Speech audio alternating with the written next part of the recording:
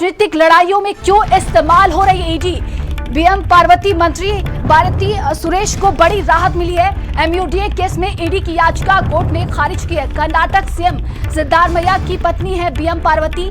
CGI BR Gavai ने ASG से कहा कि कृपया हमें बोलने पर मजबूर मत कीजिए, वरना हमें ईडी पर सख्त टिप्पणी करनी पड़ेगी। सीजीआई की तरफ से ये देखिए कहा गया है, महाराष्ट्र का मेरा खुद की अनुभव है, ईडी का इस्तेमाल राजनीतिक लड़ाइयों में मत कीजिए। तो ये इस वक्त की बड़ी खबर सामने आ रही है और सुप्रीम कोर्ट की तरफ से देखिए ईडी पर ये बड़ी टिप्पणी की गई है। ईडी को लेकर सुप्रीम कोर्ट ने ये बड़ी और कड़ी टिप्पणी की है। राजनीतिक लड़ाइयों में क्यों इस्तेमाल हो रही है ईडी। बीएम पार्वती मंत्री भारती सुरेश को ये बड़ी राहत दी गई है, लेकिन सुप्रीम कोर्ट की तरफ से ईडी पर ये कड़ी टिप्पणी की गई है। आखिर राजनीतिक लड़ाइयों में ईडी का इस्तेमाल क्यों किया जा रहा है।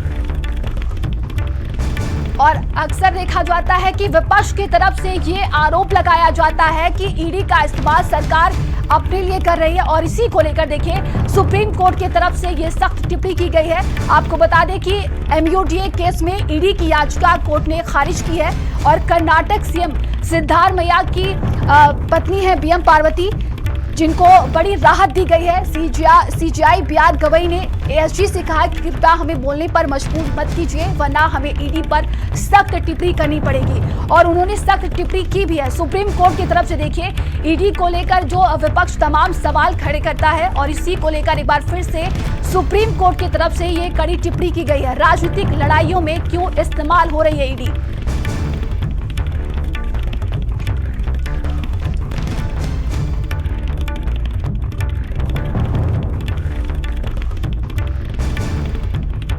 और ईडी को लेकर सुप्रीम कोर्ट की तरफ से ये बड़ी और कड़ी टिप्पणी की गई है। आपको बता दें कि ईडी की तरफ से कहा गया है कि राजनीतिक लड़ाइयों में इस्तेमाल आखिर क्यों हो रही है ईडी। विपक्ष की तरफ से भी कई बार ईडी को लेकर सवाल खड़े किए गए हैं।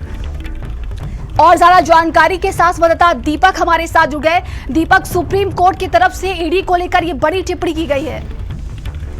जी बिल्कुल, बता दें आपको कि जिस तरह से कर्नाटक के सीएम सिद्धारमैया की पत्नी बीएम पार्वती पे लगातार ईडी का शिकंजा कसा था, ये पूरा मामला फिर सुप्रीम कोर्ट पहुंचता है, और सुप्रीम कोर्ट की तरफ से जो ईडी को लेकर के टिप्पणी की गई है वो एक कह सकते हैं कि बहुत बड़ी टिप्पणी है, क्योंकि हमने लगातार विपक्ष को सुना है कि ईडी और सीबीआई का जो इस्तेमाल है वो सत्ता पक्ष विपक्षी दलों को दबाने के लिए, उनको डराने के लिए करते आए हैं। चाहे हम दिल्ली से लेकर के बिहार तक का जिक्र करें या फिर तमाम राज्यों में ईडी की कार्रवाई का बात है। तो हालांकि बीएम पार्वती को एक बड़ी कह सकते हैं कि उनको राहत मिली है सुप्रीम कोर्ट की तरफ से, और साफ तौर पर ईडी को हिदायत दिया गया है कि राजनीतिक लड़ाइयों में इसका इस्तेमाल हो रहा है, क्योंकि लगातार हम यदि विपक्षी दलों का जिक्र करें, चाहे हम सपा की बात करें, आम आदमी पार्टी की बात करें, कांग्रेस की बात करें, या फिर तमाम जो विपक्षी दल है वो लगातार यही सवाल करते हुए नजर आ रहे थे कि ईडी और सीबीआई का गलत तरीके से इस्तेमाल किया जा रहा है। वहीं जहां सीजीआई बीआर गवई ने एएसजी से साफ तौर पे कहा कि उन्हें बोलने पे मजबूर ना किया जाए, और ईडी पे सख्त टिप्पणी भी की गई है। हालांकि महाराष्ट्र में उन्होंने कहा कि उनका खुद का अनुभव रहा है और ईडी का इस्तेमाल राजनीतिक लड़ाइयों के लिए किया जा रहा है। तो कहीं ना कहीं ईडी के लिए एक बहुत ही कह सकते हैं कि उसको जो हिदायत है वो सुप्रीम कोर्ट से दिया गया है कि जिस तरह से, और साथ ही सत्ता पक्ष को भी कहीं ना कहीं ये हिदायत दिया गया है कि ईडी और सीबीआई का इस्तेमाल है, खास करके ईडी का यदि हम जिक्र करें तो वो राजनीतिक द्वेष के लिए ना किया जाए, क्योंकि हम आमतौर पे देखते हैं जो कई ऐसे मुद्दे हैं जिसमें ईडी का शिकंजा तमाम जो विपक्षी दल के नेता है उन पे कसता है, ईडी मुकदमा दर्ज करती है, लेकिन फिर बाद में चला करके कोर्ट में वो मामला खारिज हो जाता है। तो अब देखना ही होगा कि ईडी इसके बाद क्या कुछ कार्रवाई करती है, क्योंकि जिस तरह से सुप्रीम कोर्ट का टिप्पणी किया गया है तो ईडी को अब इस पे कहीं ना कहीं सोचना पड़ेगा। जी, तमाम जानकारी के लिए आपका बहुत बहुत धन्यवाद दीपक। तो ये बड़ी खबर हम आपको बता रहे हैं, जहां पर सुप्रीम कोर्ट ने ईडी को लेकर ये सख्त टिप्पणी की है, और उन्होंने कहा है कि राजनीतिक लड़ाइयों में आखिर क्यों पड़ रहा है ईडी। कई जगहों पर देखा जा रहा है, कई ऐसे मुद्दे और कई ऐसे मामले सामने आए हैं जिसमें ईडी को लेकर विपक्ष ने कई सवाल खड़े किए, और इसी को लेकर देखिए एक बार फिर से सुप्रीम कोर्ट की तरफ से ये सख्त टिप्पणी की गई है। वहीं आपको बता दें कि बीएम पार्वती मंत्री भारती सुरेश को ये बड़ी राहत दी गई है। एमयूडीए केस में ईडी की याचिका कोर्ट ने खारिज की है।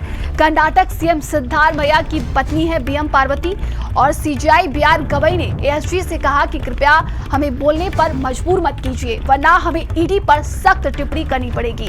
तो आप समझ सकते हैं कि ईडी को लेकर ये कितनी सख्त टिप्पणी की गई है और उन्होंने यहां तक कह दिया है कि हमें बोलने पर मजबूर मत कीजिए। खबरों का सिलसिला लगातार जारी है। रुकते एक छोटे से ब्रेक के लिए, बने रहिए भारत समाचार के साथ। आप देख रहे